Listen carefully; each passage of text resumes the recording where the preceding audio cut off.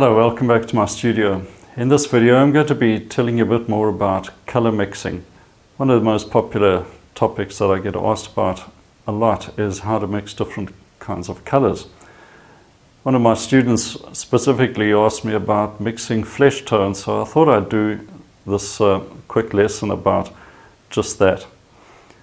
You can find the link below to the article I wrote about this, where I give more information about the topic and also a few other helpful articles on color mixing and color temperature. Now, one of the things I'm not going to be doing is giving a formula for mixing color. You know, those sort of things where you say 2 parts of this and 1 part of that and you get this result. The reason for that is that it's not going to help you become a more confident color mixer.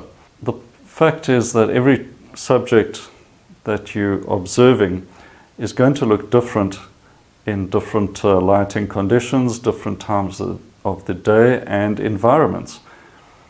So a formula is not going to mix the right color, not going to get you the right result. It's much more important to observe the color and make a note of the color that you need for a specific spot, and then find that color on your palette by mixing. This video will show you how I mix a range of potential skin tones from light to dark and warm and cool. And I encourage you to mix these colors as well, just in your own time with a panning knife and your palette, and just mix colors, experiment with colors. See what happens when you add this color and that color. And in doing that, you're going to build up your muscle memory and your confidence. So when you are confronted with your subject, you'll be able to get straight in with mixing color with a lot more confidence.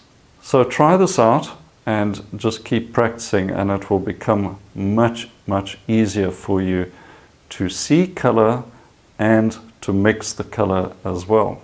Now let's start mixing some color. I've got a range of colors here, mostly warm, with some titanium white. I'll also add some ultramarine blue in later. Now look at this portrait of Rembrandt. Just notice the color notes. You need to look for those color notes and then mix the color accordingly, and you'll get all the colors you need. Let's start off with a bit of burnt sienna, and I'll use a little bit of titanium white, and you can immediately see you're getting a beautiful skin tone that could work in certain circumstances. Add a bit of red light to it and you're getting more traditional light flesh tone. Very quick, very simple. Bit of yellow lemon and white. Put in some burnt sienna and you're getting another skin tone as well, slightly warmer, and simply adjust it. Put in a bit of red light again and you're getting a different value and a warmer skin tone.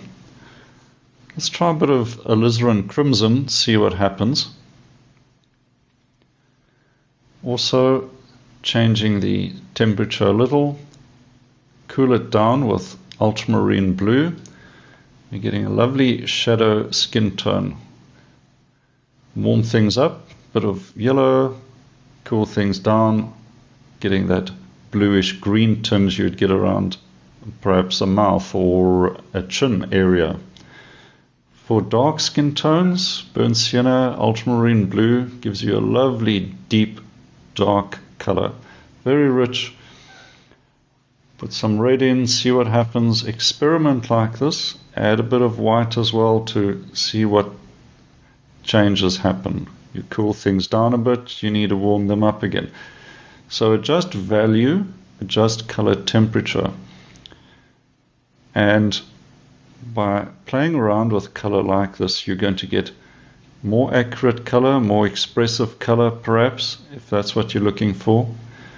Very simple basics here of making things darker or lighter and warmer and cooler.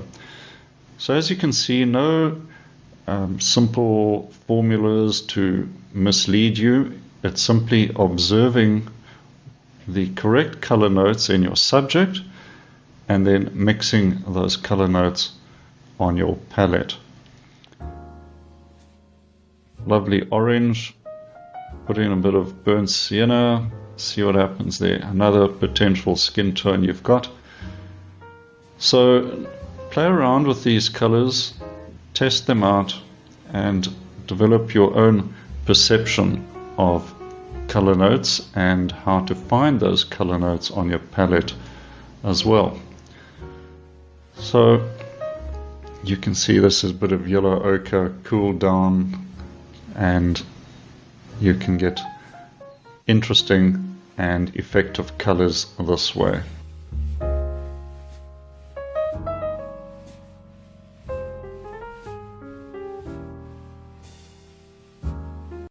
I hope this video has been helpful to you and given you some useful tips that you can try out for yourself. If you enjoy this video, please give it a like. I'd appreciate it if you share it as well. And it'd be great if you could subscribe, and then you'll be notified of when the next video is uploaded as well. So until next time, cheers for now.